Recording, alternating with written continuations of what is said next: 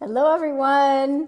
Stacy Woodford here for another Facebook Live interview. Today, I'm so excited to share my friend Toi Stepp today. Just waiting for her to hop on here. Let's see. Bring them on the camera.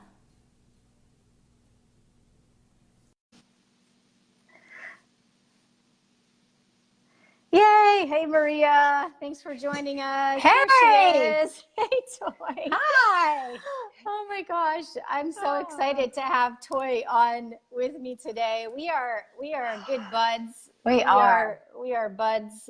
We do life together, and as I shared on my introduction of her earlier, she's someone I can call on just any moment's notice and ask for her prayer, and she's an awesome prayer warrior. So I so appreciate that about you, Toi. And I want to introduce you before we get into a little chat today. Okay. I want to share with you all today another interview, and I feel so excited to bring people to you that I know in my life that are just incredible dynamo leaders that are I think just powerhouse Christian people that are out there making a difference, living in contribution. And Toi is just an example of that. And besides, she's one of my BFFs. So That's right. we have so much, we have so much fun together. And in fact, I don't know if you've seen it. We haven't actually done one of our adventures of Stacy and Toi in a while, but we do fun little videos where we get together and just I don't know, just share what's on our heart and come together. We just we complement each other because we do have different personalities, and I think Toi, you're definitely the more outgoing, vibrant one of the two of us. I'm the quieter one, but a little bit about my friend. I don't know. No, just kidding. A little before we get into the interview today, a little bit about my friend Toi Stepp. I just admire you so much, Toi, and thank you for hopping on today. But Toi is a fellow entrepreneur. We're actually both VPs in Arbonne, and she's been with the company for 16 years. So I actually met Toi, it's been more than 7 years. Yeah. I've been in Florida for 7 years, but when I knew I was moving here, I remember, oh my gosh, Toi Stepp lives down there. And I met you, I don't even know when it was, years ago before that. Yeah, in line. We were standing in line waiting to purchase something at a conference. Okay. And we started talking about life. Immediately clicked and became friends, fast friends, and just stayed in touch. And she was the first person I called when I knew I was moving to Florida, because 7 years ago I didn't know a soul here when I moved here. It was scary. So we've actually been working together for a long time, and I just admire. I've learned so much from you and your leadership. What a strong woman that you are. And just a little more, you're a former actress dancer, hence you saw the video that I just posted of her dancing. We were at a leadership event at that time, and there was some music on. Anyways, she has been married for 18 plus years to a wonderful man, John Stepp, who's actually a worship worship arts pastor, and he's a musician, John. And this couple is definitely, I'm going to ask you some marriage tips, because one of your strengths, Toi, and everybody sees it, is what a strong marriage that you have. It can help any of us in a relationship to get closer to each other. But you're also a mom of two. And one of the things I really love about you is you're such a servant leader in all that you do, and you're constantly serving in your community, in your town, for women, and we'll get into that. But first of all, I want to ask you, thank you for joining me. It makes me today, emotional. Toi. It's so sweet, Stacy. I just love you, girl. I would do anything for you. You don't have to ask me twice. It's a yes. Good. Well, first of all, I want to talk a little about your faith, want to get Okay. into your being a business leader, and also about your family as well. So first of all, let's get into your faith, because I know you're such a strong woman of faith. I mean, both you and your husband are in ministry. And how did that become important to you? When did that start for you in your life? When did you accept Jesus into your world? I love that question. I was raised in a godly home, and I have a very, um, I mean, it's like yesterday. I remember my daddy coming to me when I was 8 years old and asking me that if I would make him a promise. And I'm definitely a daddy's girl, so that was an easy yes, whatever. And he said, just promise me you'll talk to God. It doesn't matter when or where, that you'll talk to God every single day. And so that started as a very young age. I had a relationship with my Heavenly Father. And it wasn't until high school that I really got that Jesus died for me. And I was asked to speak as a 10th grader to the 9th grade class on a retreat, a church retreat. And I came home from that, and I remember crying with my dad. My mom has been as strong. So these two stories about my dad, but my mom has been a mighty just example of God's love in my life. But my dad and I were in the kitchen at this time, and I just started crying. I said, I know that he died for me. Like, I get it. Not just because you and mom tell me, I get it now myself. And I remember my dad just starting to cry. Like, he was just so happy. And another time too, I was singing in church, and my mom looked over, and I just had my hands up, and I was just in that moment. And my mom was like, oh my gosh. So she started crying. I think as a parent now, I get that more, seeing my personal walk and relationship really grow. Was such a love thing for my parents. So that's where I really, and then it's funny you say acting and dancing, because I moved to LA to pursue my acting career and my dancing career, but that's where God really got a hold of my heart, because I have so much support around me and my family. I didn't know anybody, kind of like you, Stacy. I moved to LA and I knew 2 people, and I kind of knew them. And that's where I just knew I got to get plugged into a church and a Bible study. And at 4 days in, I was at a church. I got part of a really great group, and God just really got a hold of me and really showed me his faithfulness, his goodness. When I was scared, I knew I needed to get on my knees. He just opened a lot of doors. So. And why are you so passionate about your faith? Because your faith is the foundation of everything that you do, every decision that you make, the kind of person that you want to be. Why are you so passionate about your faith? Well, I think the quick, simple answer is because look at what Jesus did for us. Look at what he did for me. And why wouldn't I want to share that with everybody? But I also just think it's such an amazing reminder that we're not alone. We were never meant to walk this earth alone. And he cares for us so much. And I see his presence in my life in such a mighty way. I'm passionate about letting others know it's not just for some. You know, it's not just for me. It's for them too. And so it's just something that I don't really think twice. When it comes up where I see a window, I want to share, but I do it in a way I want to bring people in. I want them to lean in and want to get to know more.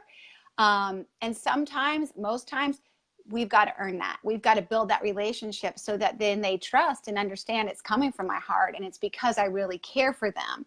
It's not an in your face. And I think that's for everything. If I'm sharing with a mom, just giving some mom advice, I've got to be careful how I do that, or it can be misconstrued. I see that in my business, and I especially see that in my faith. Speaking about your business, how did you get into your business that you've had for 16 years? And you're incredibly successful in the company Arbonne that we're both a part of. And how did you get drawn into that? How did you start your business? Well, I had a good friend as we're talking about faith, she was a spiritual warrior in my life. I started in the book of Job when I was reading the Bible, and I'm like, oh my goodness, because I was raised Catholic, and the stories were really more read to me. I wasn't reading on my own. And so as I started to grow and wanting more, and my hunger was there, I started reading on my own. And this was the friend that said, okay, start in Matthew. And she was just such a prayer warrior for me. And she was always pointing me to God, to faith. When I'd come to her about anything, she always would go there fast. So when she asked me to take a look at something she was doing, I trusted her. I wasn't interested. I'll tell you, I definitely, ego got in the way. I thought, there is no way I'm doing what she's doing. And she desperately wanted to be home with her babies. My mom was home with me. So that was on my dream board, I guess, my dream list, but it wasn't something I was open to. But the products that I used, I saw such a difference. And then my husband was watching me passionately share it. And he's the one who said, I really think we should pray about this, because we're both artists. So you shared that John's a pastor and of worship arts. So he's a talented musician, singer, songwriter. I'm an actress, dancer. Diversifying our income was really wise, but not just for artists. I truly believe for everyone, because your financial bathtub, if you picture a bathtub, you want to turn on multiple faucets, but you also want to plug up those holes that drain. And it was just a wise way to diversify. I loved what the company stood for. I believed in the product, and I loved how pure it was. And I saw it helping people. I care about helping. I care about serving. And this just went right along with it. And oh, by the way, I could make a really good income if I wanted to.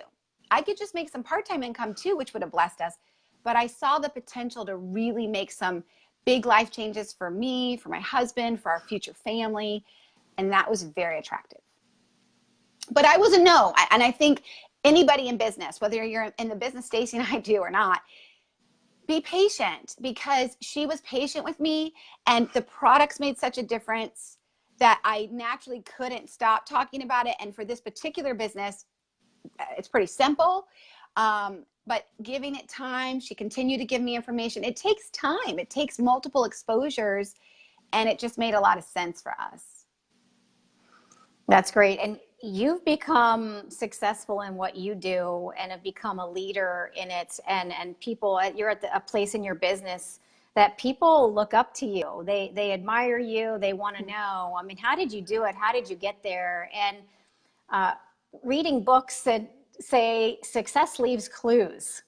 So what could you share some tips on becoming successful in life, in what you're doing and what we're doing? I think as a whole, you've got to mind your mind. You have to mind your mind. I mean, I can go to scripture and back that up, but it's something that, and not only mind your mind, your head trash, but whoa, when it comes out of your mouth, your spirit hears that. So I really saw, and if I go back to my acting days, it started there. I would go in the audition room, and my faith has been that foundation since I was a little girl. And if I went into that audition room and started casting everybody in the room, and I would do that, I'd say, oh, I should have worn my hair curly. Oh gosh, if I wore a red top, oh, she is so pretty. She's perfect for this job. And I think, stop it. Why are you counting yourself out? Count yourself in. So I'd go to the bathroom, and I'd have a talk with myself in the mirror. This is before any of the tools and books I'd read in our industry. And I'd have a talk really with God. And it was like, I'm exactly what they're looking for. And I'd say, okay, God, it's you and me in there. Let's do this. And when I went into that audition confident, I was so much more attractive. I mean, think about confident people. Think about people that you know that are confident. They're just, you want to be around them. And that desperation, those insecurities are not attractive. And so when I took that into the audition room, I usually didn't get the job. But when I went in like, hey, I'm okay with me. I really hope you like me, but that's not going to make or break who I am. People were like, I think we want to know her. I think we want to do a callback, right? So I see that minding your mind is so important in anything that you do. I work on that with my kids. What we think about, we're going to bring about. If we keep saying this is terrible, we're miserable, go ahead and high five yourself. You're right. That's what it's going to be. And so how do I do that? For me, and I even have this book handy because I was talking about somebody else, Miracle Morning. And this book is for network marketers, but there's Miracle Morning for moms. There's Miracle Morning for, I think, for all kinds of different things that you do. This really changed my morning routine, and I get up right away and I get in God's word. And so I might go through Jesus Calling. I'm a journal. I'm someone who's been journaling since I was a kid, but I also see the value in writing down my prayers, praying for others. As a mom, my mom always says, did you write that down? Yes. So I just write a little bit. I don't spend hours, guys. This is like a 15 to 30 minute start to my day, but getting in God's word really fuels my soul. And it's so amazing when I don't start the day that way.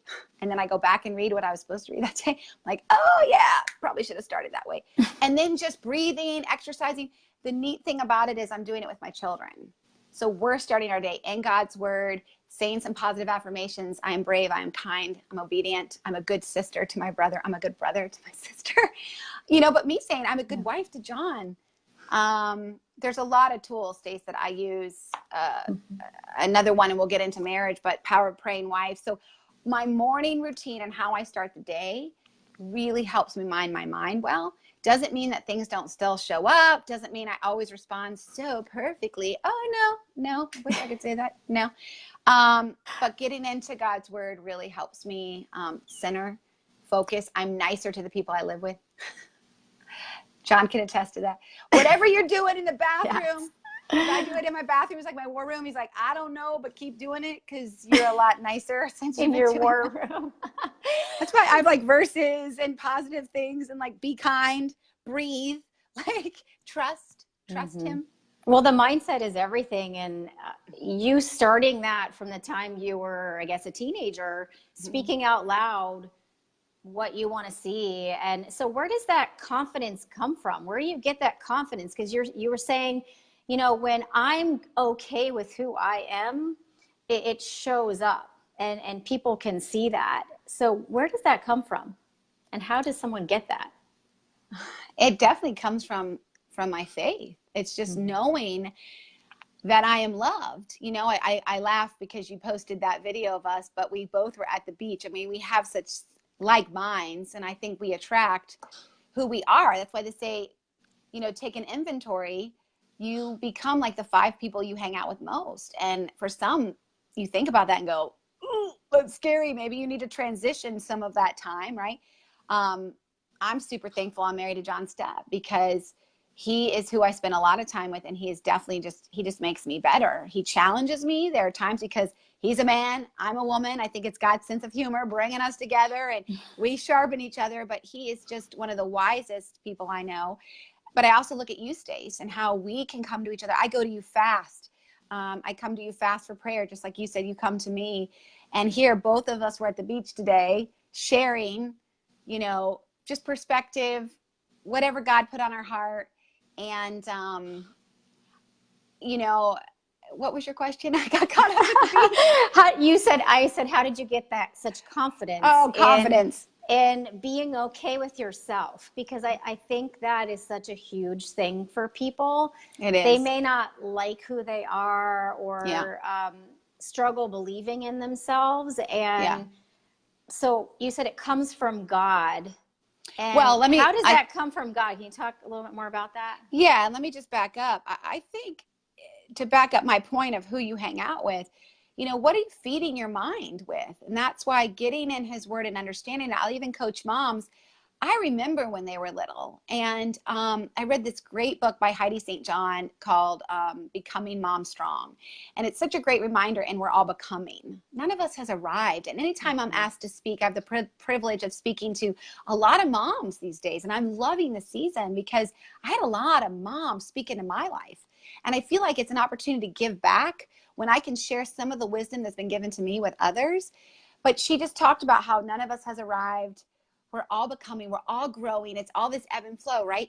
And that those 5 people that we hang out with, I look at, okay, what's feeding you?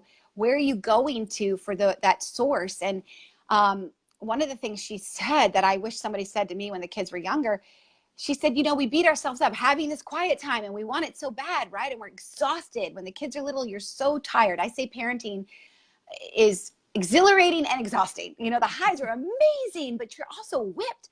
She said, do a devotion with your kids at your feet. Read a children, like I have Jesus Calling for Kids. I have a princess devotion we do every morning. And whenever it says princess, I just change it to prince and princess because my son's sitting there. But she said, then say to them, draw mommy a picture of what you heard me say. And she's like, that's your time. And that's a season. It's not going to last forever. So I look at that confidence comes from, one, saying yes to the company that you and I are with, Stacey. It's a company that It's encouraging me to grow my mind. It's encouraging me to be around people that sharpen me. It's encouraging me to read books that a lot of times they're a faith-based author, you know, and they're going to point me right back to what I grew up with. So choose wisely what you're putting your time and energy into. Number one. And I say choose wisely, like the company that you're going to align yourself with, whatever business it is.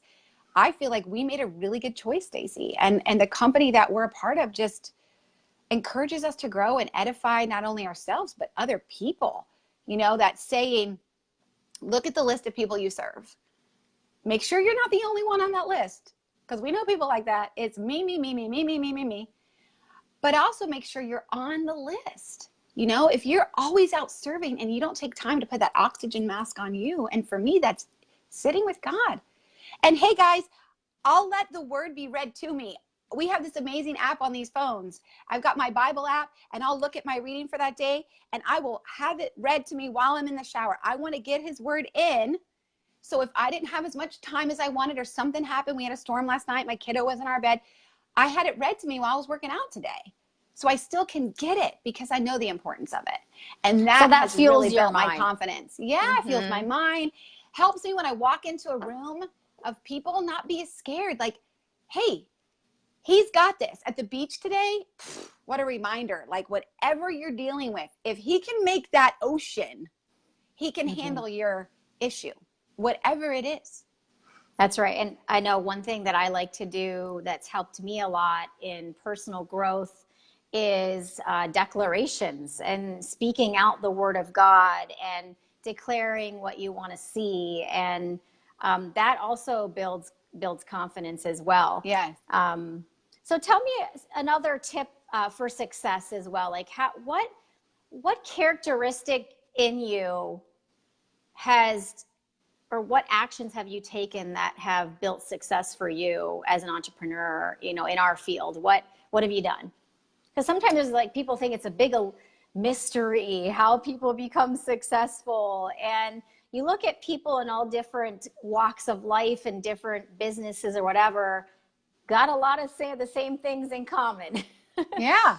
Yeah. What would you say you've done besides reminding yourself who you are? You know, you're a child of God and having that God confidence, but maybe a practical tip. What have you done to create that? Well, I think you've got to really know what you want, knowing why, and don't let, you know, there are businesses that a lot of businesses I look at. My uncle's in the seafood business, and he and we can relate big time. I was with a plumber the other day, and you would think she's talking like me. We were talking about gut and digestion, and she was talking about pipes and what soda did to pipes, that she was like, had to go and remedy an issue, right? And I'm like, holy cow, we're speaking such a similar language. But I think you've got to know why you're doing what you're doing. And I played a clip from Cinderella Man recently, which is, I love that movie. And he was fighting to feed his family. And they asked him, what are you doing this for? You know, he's like, I'm doing it for milk, like to feed my family. And when he was in that fight, he would see their faces. And I think there are times, well, I know there are times, and whatever you do, it's not always going to go smooth. And you've got to be really sure of why, so you can push through. I see people just give up. And you know what? There's going to be sacrifice. I've sacrificed. I've not gone out or done this or that because I had a goal, and I'm going for the goal. People are like, oh, you're so busy. I choose what to spend my time on. And yeah, there are seasons where I'm busier than others, but I love doing what I do. I love helping people. I mean, I can get emotional right now talking about it. I love reminding moms, like, God's got you, and you're going to get through this, because I did. I love coming alongside somebody and letting them know that they are loved by a Savior and died for them. I love saying, you don't have to feel this bad anymore. There are things you can do, and it's not because I'm trying to sell them. I believe wholeheartedly in what I do. And I think sometimes people come to the house and they go, wow, like, you really do use this product. Are you really? And I'm like, I'm not a liar. I walk what I talk, or I should say, I do my best to do that. So it's, when it comes to like success tips, be clear on why you're doing what you're doing. Know the industry you're in. In our industry, there are books that let you know you're not weird. This is just part of it. Not everybody says yes. There are going to be no's. And that person that says no is not paying your bills. You've got to be able to say, okay, don't shame them. Move on. Move on. And maybe they'll come back around, especially if you don't shame them, especially if you love them, even though they're a no. It's kind of like when you go to the restaurant and they say, would you like bread for the table? And you're like, no, thank you. They're not like, what? And they don't start crying because you don't want bread. Or they're like, do you want the dessert menu? Sure. They're not like, yeah. Or they're like, no. They're just asking. And so in our business, I love that I just get to ask people. I can value people. I can love them. And that's another thing too, when I think about obstacles, when I talked about my uncle, their numbers, like he has high overhead, right? He has a market, and now he's running a restaurant and all that overhead. I love with what you and I do, Stacy, we don't have that, but there are certain goals he needs to meet. He pays employees, he has bills to pay. There's certain goals that you and I have, Stacy, when we're going for a goal or a promotion or a bonus. I have had to really mind my mind and not letting the numbers rob my joy. And my husband is so great at that. I will get super focused on a goal. And if I don't reach that exact goal, I'm like, oh, and John's like, let me tell you what I see that this business has done for us. I have seen that it's allowed you to be so present with our kids. And he just starts listing all the things that it has done for our family and how it's blessed us. And he just is like, let's do a little shift in that attitude, Toi. Well, and speaking of your husband, he's such a support to you, which is wonderful. And you guys have a long marriage of 18 years, but have known each other much longer. Could you share, because this is a strength of yours, having a strong and healthy marriage, and how do you experience that? Because I know we all have ups and downs and go through challenges in relationships, and how have you been able to build this strong, healthy marriage? Well, first of all, we are not perfect. I like to say we have a healthy marriage. We're both knuckleheads. We both can be knuckleheads. But I choose him. I choose John. John, it's a daily thing. You say I do, but it's a daily commitment. And he still walks in the room and I am like, man, I'm so glad that guy is my husband. Now that's also a choice. And even when I'm frustrated with him, I want to encourage you, don't lump anybody. But if your husband forgets something or your wife does something, don't just lump all of that. I remember one time early we were dating, I called him a jerk. You're being a jerk. And he's like, I'm not a jerk. And I thought, he's not a jerk. It's not a way you would ever describe John Stepp. And I was like, but I wanted to be right. I'm like, well, you're being jerky. You're being jerky. And he's like, okay, I can own that. I'm being jerky, but I'm not a jerk. And it's watering where you're planted. You posted, I think, something like that. And I see that in marriage, there's no perfect person. And I look at the time that we've invested. I want to pour into that and just make it better. We made a commitment early on that we would have a date night. And we do it just about every week, even if it's not with a sitter. And I know everybody's budget is different. So hear me on this. You can put the kids down and have a date night on your back porch. It's just about being mindful. And in that date night and that time, we ask each other, when have you felt most loved by me this week? That one question has really allowed us to get to know each other's love language better. We've gone through different seasons where, it changes a little bit. But that has been really key, and loving my husband better and learning, because we are definitely loved differently. He's a service guy. I'm an affirmation girl. I love words. He's not a guy of many words, but when he speaks, you listen. And we're both touch. Touch is big. So when he holds my hand, when he reaches for me, but it's in those moments of kind of dying to self. I need to love him. Even if I'm not loved this way, I want to fill up his love bucket, because guess what? I'm going to ask him on our date night, when have you felt most loved by me? And I don't like it when he's like, wow, I really haven't felt love this week. I want him to be like, you made me feel so loved. So it's mindfulness. It's taking time for each other. Also taking time away from your children. We've got to he came first. And I tell my kids, one time my son saw a note in the bathroom and it was just telling him, I speak what I want to see. You are a great leader. Even if we're having a season where maybe I'm like, I want him to step up, I want to speak to what I want to see. So I'm like, you're a great leader. Thank you for the way you provide for our family. So he has this note in the bathroom. You're my number one. Like, I said something about him being number one. And Rigby's like, I saw what you wrote for daddy. I said, what? He's your number one, not me? And I said, yeah, buddy. Daddy came before you did. I'm like, you're my favorite 11-year-old, but your daddy comes before you guys. So keeping that focus. And then the other thing is we take a trip once a year for a week. Thank you to our business. A lot of times we've earned that trip, but without the kids, you know, just to recharge as their parents. And I want them to know that umbrella of security expands past us. And they also see there are other people that love them. And hey, my mommy and daddy need this time because it recharges them and they are better parents for us. But I want them to do that with their future spouses too.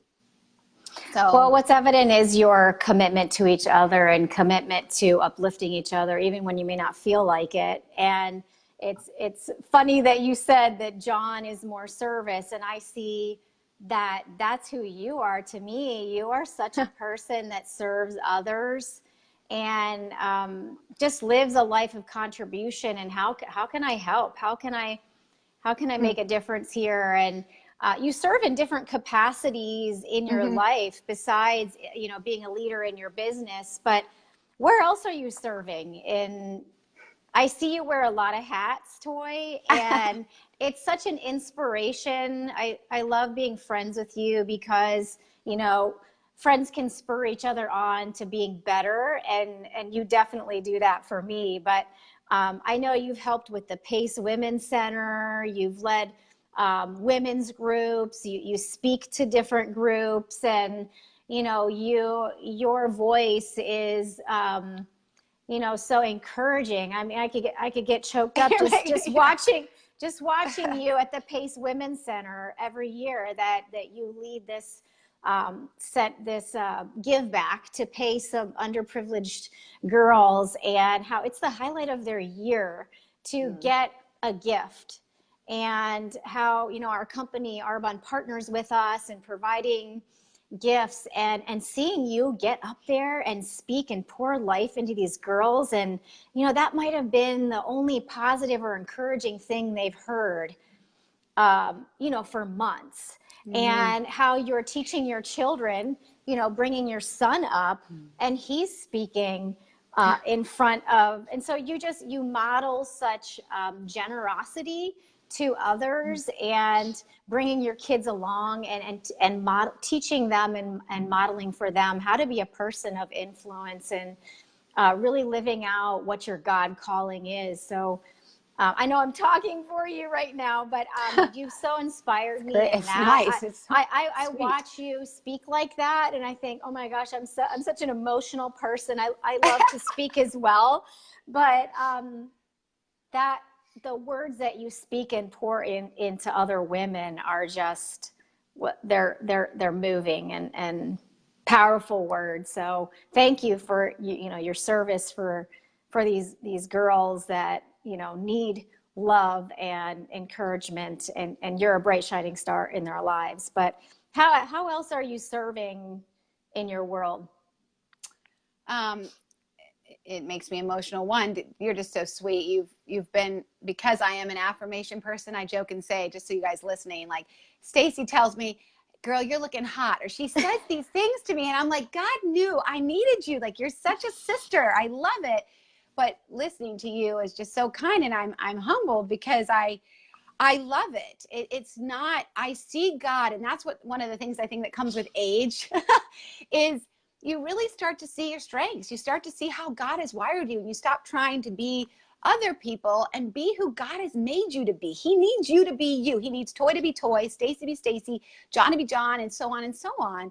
And the Pace girls, it just flows so freely because I believe in just pouring into them and letting them know how valuable they are and how loved they are and this greatness that God has planted in them. So that just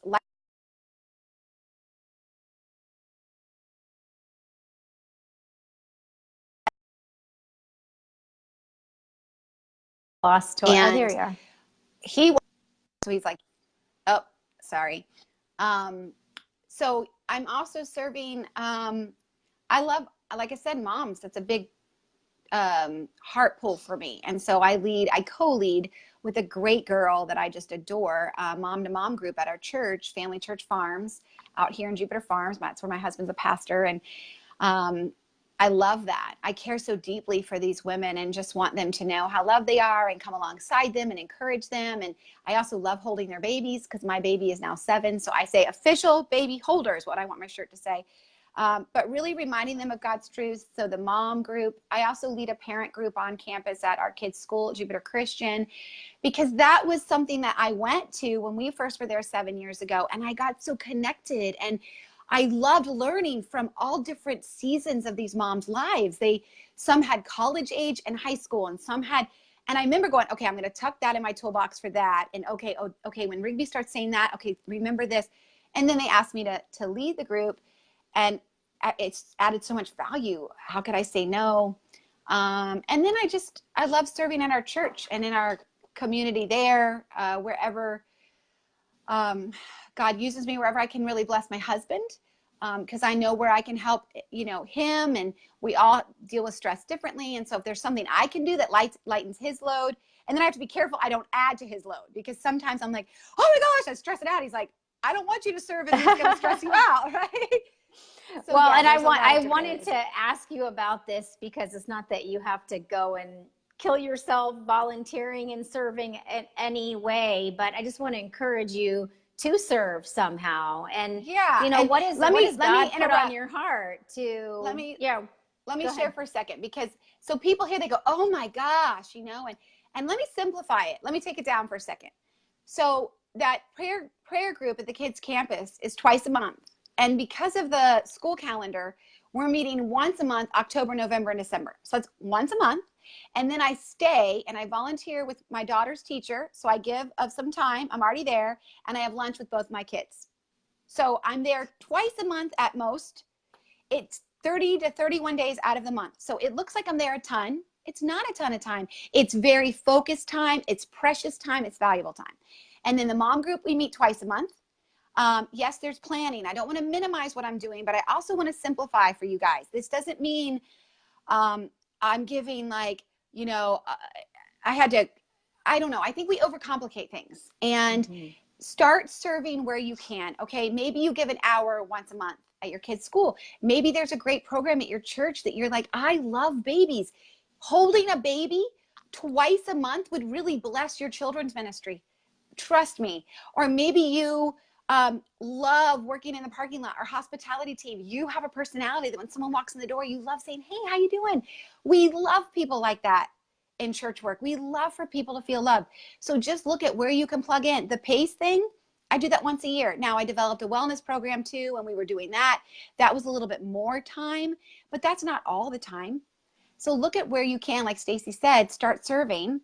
And don't compare yourself to me or Stacy or anyone else. Get quiet with yourself. What's something that you go, man, I feel like God's given me this gift. How can I use it to love others? That's all. And even doing this, just smile at people. I love playing that game when I'm at Publix. How you doing today? And I listen to how they're doing. And God opens up doors for me to invite them to something, to just tell them, you have beautiful freckles. You have a beautiful name. Like, just make them feel valuable. I've prayed with people right then and there in the checkout line because I'm just having a really rough day. Can I pray for you? And they're like, yeah. And I'm just like, I'll just pray right there. So not everybody wants to do that, but it's something I feel called to do often. Yeah, I remember when we first moved to Florida and I didn't know anybody here, and it was hard to move from a little town in Ohio to what seemed like a big city to me, Boca Raton. People might laugh at me when I say that. And it's much more fast paced. And I remember my kids noticing this, which really surprised me, that people are so busy and so focused on where they're going that it was like, blinders on and not paying attention to people. And, I think just a way that we can serve others is pay attention where you are and love people in your everyday life. I mean, I've noticed right away, and my kids like, oh my gosh, they're not smiling, or you know, like nobody's holding the door, you know. And I said to my kids, you know, we don't let the way people act determine how we act. And so we can still be that person that smiles, that, you know, is a helping hand and just notices people, you know, starts to notice what's going on in our world. And that's a way that we can serve as well. But I date my boy. I started dating my son when he was 4 because I had a little girl now, and I kind of missed that time with just him. And he was a boy, and he was rough and tough. And now I have this precious little teeny little girl. And I'm like, don't do this, don't do that, don't do this. And I thought, no, I don't like that either. So we started dating, and we've been dating for, gosh, he's 11, 7 years. And one of the things I saw, because it was a great opportunity to teach a young boy how to be a mighty man of God, holding the door open, extending the hand, complimenting me, saying nice things. Like he is sweet to date. Sometimes I come home from a date with Rigby and I'm like, John, you got to up your game, boy. This kid is like blowing you out of the water. He's like, Rigby, are you making me look bad? But he said one day, Mommy, because he runs to get the door for people, I noticed a lot of people don't say thank you. And I said, I know, buddy, but we do it anyway. And it was such an interesting observation, kind of like Samuel, you know, and just your kids. But I love just do it, because we can change the environment around us. If more of us are doing that, if more of us are extending, and look at how you can change that person just by kindness, just by a little bit of kindness. It might be the only kindness they get all day. So. Wow. Well, I want to thank you for joining me today, Toi. I so appreciate you and just love learning from you. And, you know, Toi's just an example of what I think of as a Lionheart leader. She is somebody that's just brave, courageous, bold, tenacity. And she doesn't let anything stop her. And I want to encourage you all to be that way. In whatever you're doing in life, just lean on and trust in God. He's there for you. If he brought you to it, he's going to bring you through it. I don't know who said that, but I love that saying. If he brought you to it, he's going to bring you through it. So thank you all today. Were you going to say something else, Toi? Yes. I think this is such a great example too, guys, of have friends that breathe life into you. Because as Stacy's speaking, I've made it a habit to hear people that I trust. Sometimes we let things just go over us, and I'll hear God say to me, stop it, listen to what that person is saying, but also listen to what I just said. People you can trust. As she's speaking to me, I'm getting emotional because I'm really listening to what she's saying. And for her to say I'm bold, for her to say I'm courageous or brave, or I'm hearing it, and it's reminding me to step into that. Just like I said, I'll say to my husband, or I'll say to my kids, you know, when you start trash talking and you're spewing out stuff that is not meant for you, and that's what Dr. Shad Helmstetter really helped me see too. If you were to write down the things that you're thinking and give it to someone and they read it to you, you would never let someone speak to you like that. So stop speaking to yourself that way and start taking inventory of people that will speak life to you, that will call you out, that will say, stop it. No, I'm your friend and I'm not going to allow you to speak this way to you. I go to Stacy fast. When I'm having a moment, I go to God, I'll go to Stacy, John, like these are my people. And she'll pray, Stacy, I need prayer. Okay, what do you need? And we'll pray it up right then and there before I walk into something that maybe I'm like, I need that extra dose of confidence. I call my prayer warriors. I ask. Don't be afraid to ask. So I just wanted that little moment right there. We all need more of those friends in our lives. And we need to let those friends know, I love this girl. And I don't ever want to lose that. I want her to know I love her. I love you, Stacy. And I'm so thankful for the way you love me. Oh, I love you too. And just a reminder too, you know, you're not in this life and this journey alone. That, you know, we're not meant to have to do everything alone. You know, God is for us. And you were mentioning Dr. Shad Helmstetter, who's actually the author of the book.